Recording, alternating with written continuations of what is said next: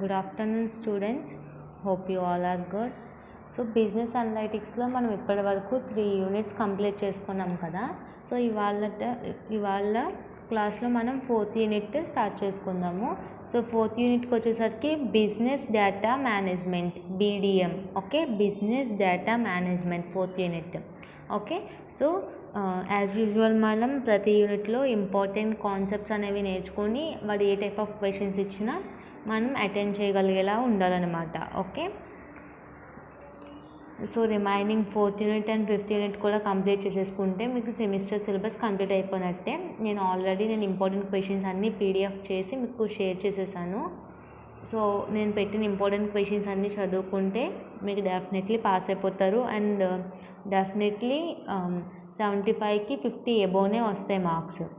Okay, so ఇవాళ concept వచ్చేసరికి 4th యూనిట్లో ఫస్ట్ చాలా important question data warehousing అనమాట. సో ఈ కాన్సెప్ట్ గురించి మనం తెలుసుకుందాం. అసలు first of all data warehousing అంటే ఏంటి అంటే, ఇది మనం డిఫరెంట్ ఫీల్డ్స్ నుంచి డేటా స్నాప్షాట్స్ రూపంలో కలెక్ట్ చేసుకోవడం అనమాట. అంటే ట్రాన్సాక్షన్ ప్రాసెసింగ్ జరుగుతూ ఉంటుంది కదా, సో దాన్ని స్నాప్షాట్స్ రూపంలో కలెక్ట్ చేసుకోవడాన్ని డేటా వేర్ హౌసింగ్ అంటారు. ఓకేనా, అంటే బిజినెస్ని ఇంప్రూవ్ చేయడానికి వేరియస్ ఫీల్డ్స్ నుంచి మనం డేటా కలెక్ట్ చేసుకోవడానికి దాన్ని ఫిల్టర్ చేసుకునే ప్రాసెస్ ఇదంతా కూడా డేటా వేర్ హౌసింగ్లోకి వస్తుంది అనమాట.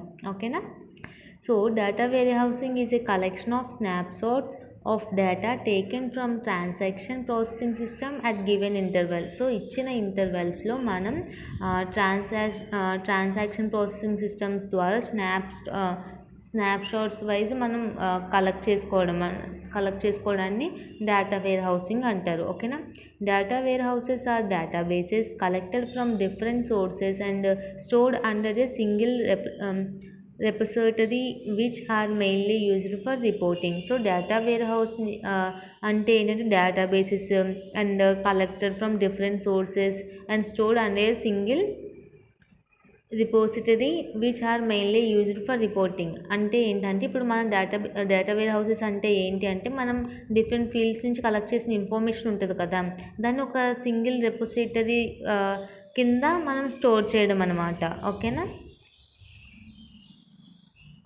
a data warehouse can be defined as a subject-oriented, integrated, non-volatile, and time-variant collection of data in support of management decisions. So, management decisions ద్వారా మనం ఏం చేస్తామంటే డిఫరెంట్ టైప్స్ ఆఫ్ డేటా అనేది collect చేసుకుంటాం అనమాట. అది ఎలా ఉన్నా సరే, సబ్జెక్ట్ ఓరియంటెడ్ అయినా సరే, వాలటైల్, నాన్ వాలటైల్ అయినా సరే, ఏదైనా అనమాట. ఓకేనా, data warehouses are created to provide a reliable, single, integrated source of key corporate information used for reporting and analysis. So ఇది మనం డేటా వేర్సెస్ ఎందుకు క్రియేట్ చేసామంటే, ఇప్పుడు మనం ఏదైతే డేటా కలెక్ట్ చేసుకుంటామో దాన్ని రిపోర్ట్ చేయడానికి, అనాలిసిస్ చేయడానికి యూజ్ అవుతుంది అనమాట. ఓకేనా, సో ఇప్పుడు మనం పిక్చర్ చూసుకున్నట్లయితే ఇక్కడ చూసారా, ఫస్ట్ 4 టైప్స్ ఆఫ్ పిక్చర్స్ అనేవి ఇచ్చారు లెఫ్ట్ సైడ్లో ఒక సిలిండర్ వైజ్. సో ఇదేంటంటే డేటా సోర్సెస్ అనమాట. ఇవన్నీ అంటే డిఫరెంట్ సోర్సెస్ ద్వారా మనం డేటా కలెక్ట్ చేసుకుంటాం కదా, సో అవన్నీ సోర్సెస్ అనమాట, డేటా సోర్సెస్. నెక్స్ట్ ఏం చేస్తాము, clean, transform, integrate, load. So అలా డిఫరెంట్ ఫీల్డ్స్ నుంచి వచ్చిన డేటాను మనం ఫిల్టర్ చేసుకుంటూ వెళ్తాం. దాన్ని ఒక డేటా వేర్ హౌస్ కింద మనం స్టోర్ చేసుకుంటాం. దాని తర్వాత ఏం చేస్తాము, క్వరీ చేస్తాము. క్వరీ అంటే తెలుసు కదా, మిస్టేక్స్ ఏమైనా ఉంటే తీసేసుకొని దాన్ని మేక్ ఇట్ క్లియర్ అన్నమాట, మంచిగా చేసుకోవడం. దాని తర్వాత క్లయింట్స్కి షేర్ చేస్తాం. ఓకేనా, సో డేటా వేర్ హౌస్ ఏంటంటే ఫస్ట్ డిఫరెంట్ ఫీల్డ్స్ నుంచి మనం డేటా అనేది కలెక్ట్ చేసుకుంటాం. దాన్ని ఏం చేస్తాము, మనం దాన్ని మొత్తం అంతటిని తీసుకున్న దాంట్లో మిస్టేక్స్, ఎర్రర్స్ ఇవన్నీ తీసేసి ఒక దాంట్లో స్టోర్ చేసుకుంటాం. డేటా వేర్ హౌస్ లాగా స్టోర్ చేసుకున్న దాన్ని ఫైనల్గా ఒక ఎస్టిమేట్ చేసి దాన్ని క్లయింట్స్కి పంపిస్తాం అనమాట. ఇది ప్రాసెస్. ఓకేనా, సో ఇది డేటా వేర్ హౌసింగ్ నుంచి ఒక ఎస్ఐ క్వశ్చన్ వస్తుందని చెప్పాను కదా. సో డేటా వేర్ హౌసింగ్ అంటే ఏంటి, దాని కాంపోనెంట్స్ ఏంటి.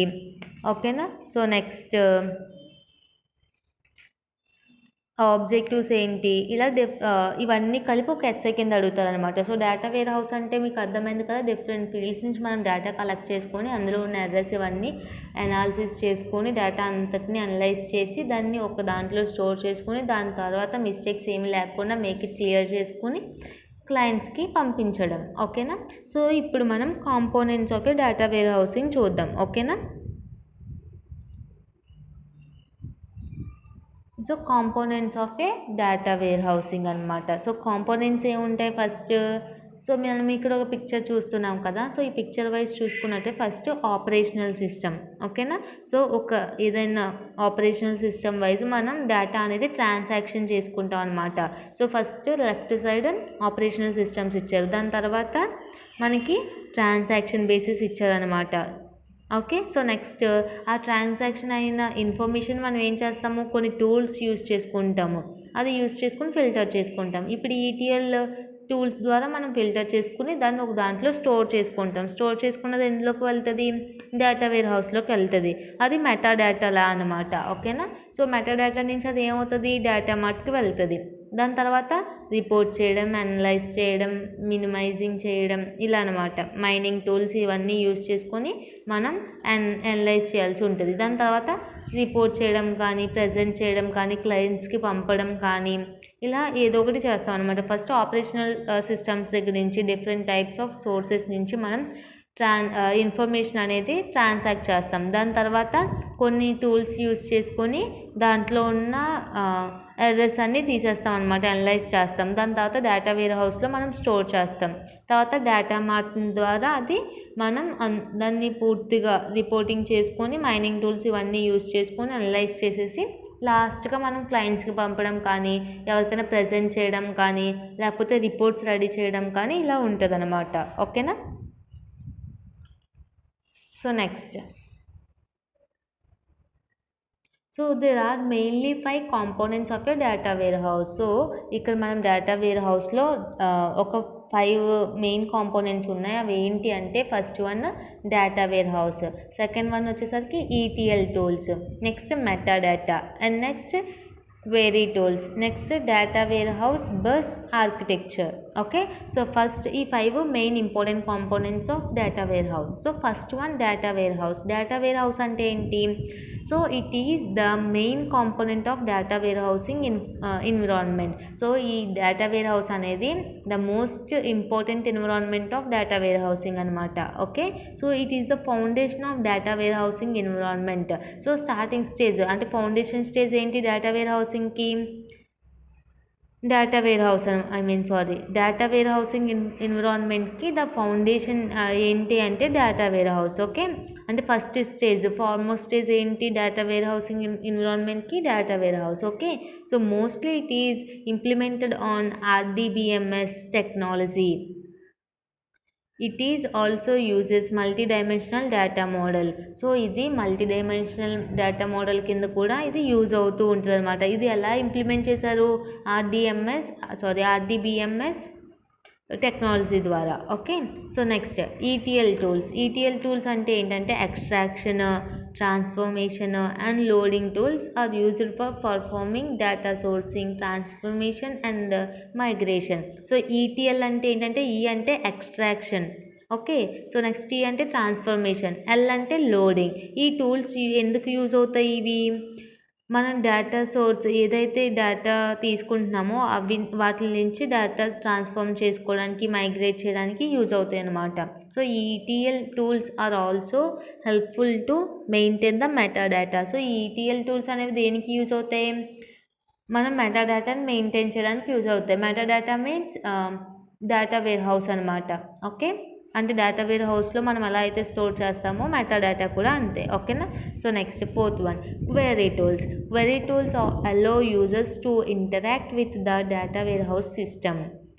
There are 4 types of query tools. So ఈ క్వెరీ టూల్స్ అనేవి యూజర్స్ని డేటా వేర్ హౌస్ సిస్టమ్తో ఇంటరాక్ట్ అవ్వడానికి యూజ్ అవుతాయి అన్నమాట. ఓకేనా. ఇందులో 4 టైప్స్ ఆఫ్ క్వెరీ టూల్స్ ఉన్నాయి. ఫస్ట్ వన్ ఏంటంటే query and reporting tool, next application development tool, next data mining tool, next OLAP tools. ఈ 4 కూడా మనకి యూజర్స్ని డేటా వేర్ హౌస్ సిస్టమ్తో ఇంటరాక్ట్ అవ్వడానికి యూజ్ అవుతాయి అన్నమాట. Okay, so data warehouse bus architecture. So fifth one ఏంటి, data warehouse bus architecture. So it determines the flow of data in data warehouse. So ఇదేంటంటే flow of డేటాని determine చేస్తూ ఉంటుంది అనమాట data వేర్ హౌస్లో. Data flow is categorized as inflow, upflow, downflow, outflow and మెటాఫ్లో.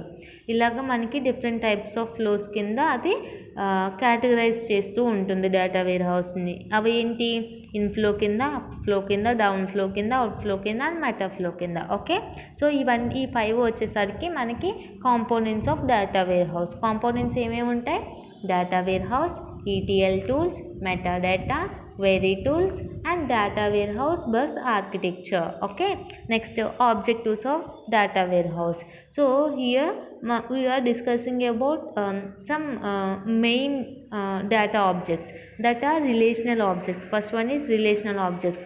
So ఇందులో ఏంటి అంటే they include tables, views and sequences. So ఇందులో ఈ రిలేషనల్ ఆబ్జెక్ట్స్లో ఏముంటాయంటే tables wise, views wise and sequences wise ఉంటాయన్నమాట. ఓకే, నెక్స్ట్ డైమెన్షనల్ ఆబ్జెక్ట్స్ అంటే ఏంటి, డైమెన్షన్స్, క్యూబ్స్ ఉంటాయి. నెక్స్ట్ ఇంటెలిజెన్స్ ఆబ్జెక్ట్స్ అంటే stores definition of business views ఉంటాయి అన్నమాట. ఇంటెలిజెన్స్ ఆబ్జెక్ట్స్లో definition of business views. Okay, so next the clear objectives of data warehousing చూద్దాం. ఓకేనా,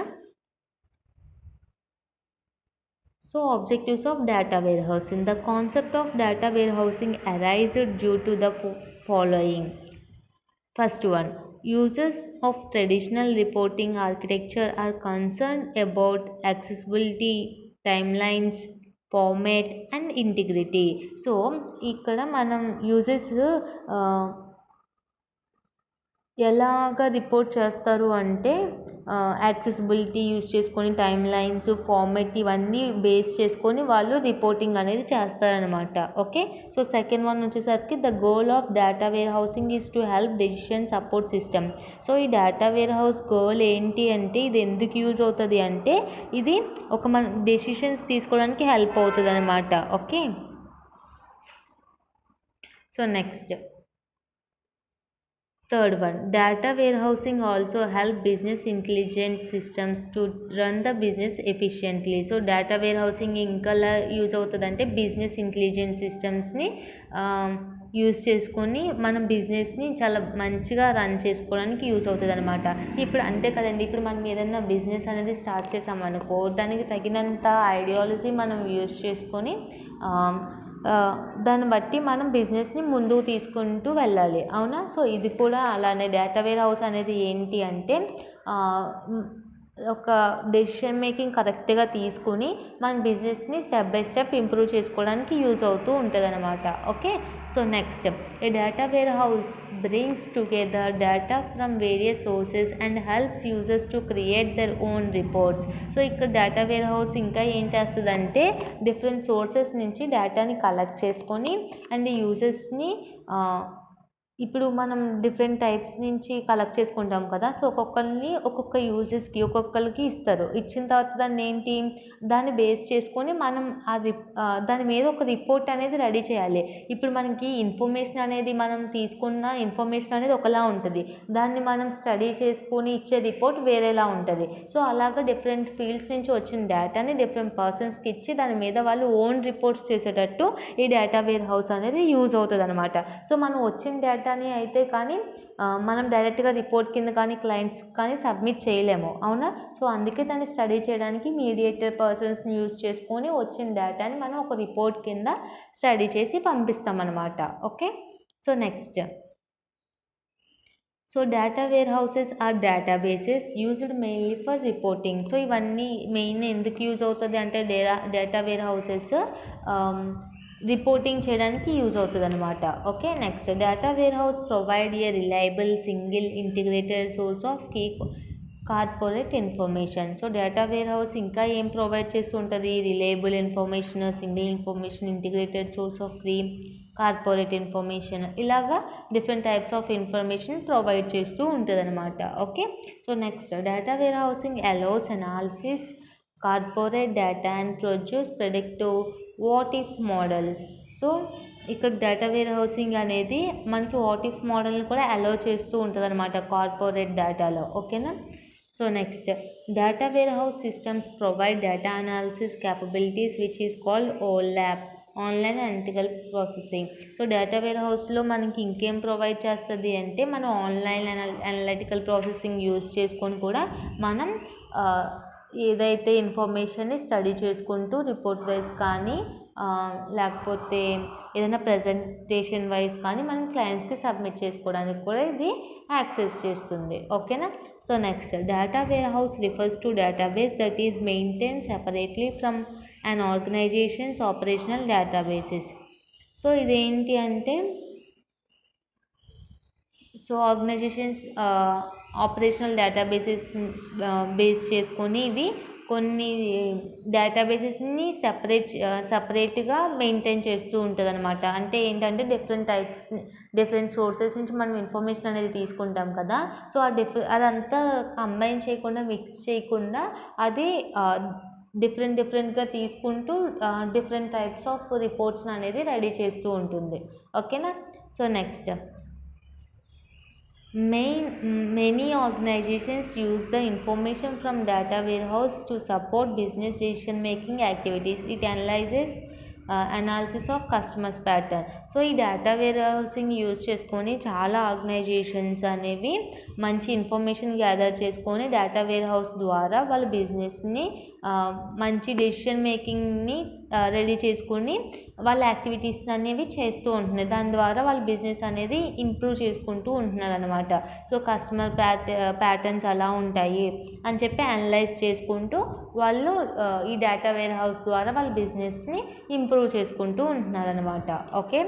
so next, users will learn how to analyse the data, identify the problems and choose the relevant models and algorithms to apply.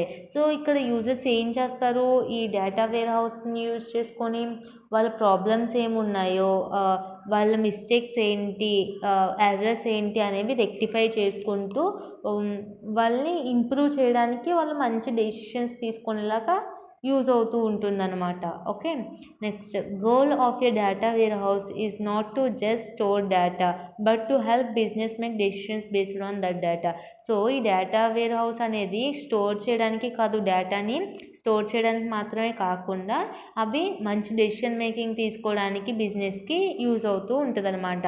అంటే ఇప్పుడు మనం ఏం చెప్పుకున్నాం, data warehouse అంటే different fields నుంచి information తీసుకొని దాన్ని అనలైజ్ చేసుకొని మిస్టేక్స్ అన్నీ తీసేసుకుని దాచుకోవడం అని చెప్పాం కదా. సో అలా దాచుకోవడానికి మాత్రమే కాకుండా, అంటే డేటా వేర్ హౌస్ అంటే ఓన్లీ దాచుకోవడానికి మాత్రమే కాకుండా ప్లస్ అది మన బిజినెస్కి యూజ్ అయ్యేలా చేసుకోవడం కూడా. ఓకేనా. దానికి కూడా యూజ్ అవుతుంది. అంతే కదండి. ఇప్పుడు మనం ఎక్కడి నుంచి డిఫరెంట్ సోర్స్ నుంచి మనం ఇన్ఫర్మేషన్ అనేది కలెక్ట్ చేసుకున్నాం, దాంట్లో మిస్టేక్స్ ఏమీ లేకుండా అనలైజ్ చేసేసుకొని దాని రిపోర్ట్స్ అనేవి రెడీ చేసుకొని మనం దాచుకున్నాం అనుకోండి. సో అది మనం ఫర్దర్గా బిజినెస్ లాస్ వచ్చినప్పుడు ఈ రిపోర్ట్స్ అన్నీ స్టడీ చేసుకుని దాన్ని బట్టి మన బిజినెస్ని ఇంప్రూవ్ చేసుకోవడానికి యూజ్ అవుతుంది కదా. సో అదే అనమాట. Okay. Next, last, data warehouse provides architecture and tools to systematically organize and understand data from multiple databases. So data warehouse అనేది ఆర్కిటెక్చర్ వైజ్ కూడా మనం డేటాని స్టోర్ చేసుకోవడానికి కొన్ని టూల్స్ అనేవి యూజ్ అవుతూ ఉంటాయి అన్నమాట. అంటే ఇప్పుడు మనం డేటాని కలెక్ట్ చేసుకున్నాం అనుకోండి, అది డేటాలా మాత్రమే కాకుండా దట్ మీన్స్ పారాగ్రాఫ్ వైజ్ కానీ కంటెంట్ వైజ్ మాత్రమే కాకుండా ఆర్కిటెక్చర్ వైజ్ కూడా మనం అంటే డిఫరెంట్ టైప్స్ ఆఫ్ చార్ట్స్ని ఫ్లోస్ని యూజ్ చేసుకొని మనం స్టడీ చేసుకోవడానికి కూడా యూజ్ అవుతుంది అనమాట, టేబుల్స్ వైజ్ కానీ ఇలా. Okay. So this is the data warehouse concept. So data warehouse అంటే అర్థమైంది కదా. ఇప్పుడు డేటా వేర్ హౌస్ అనేది దేనికి యూజ్ అవుతుంది, మనకి డిఫరెంట్ ఫీల్డ్స్ నుంచి డిఫరెంట్ సోర్సెస్ నుంచి మనం ఇన్ఫర్మేషన్ అనేది కలెక్ట్ చేసుకొని దాన్ని అనలైజ్ చేసుకొని అందులో ఉన్న మిస్టేక్స్ అన్నీ తీసేసుకొని ఒక పర్ఫెక్ట్ డేటా కింద రెడీ చేసుకొని స్టోర్ చేసుకోవడానికి డేటా వేర్ హౌస్ అనేది యూజ్ అవుతుంది. డేటా వేర్ హౌస్ అంటే అదే అనమాట.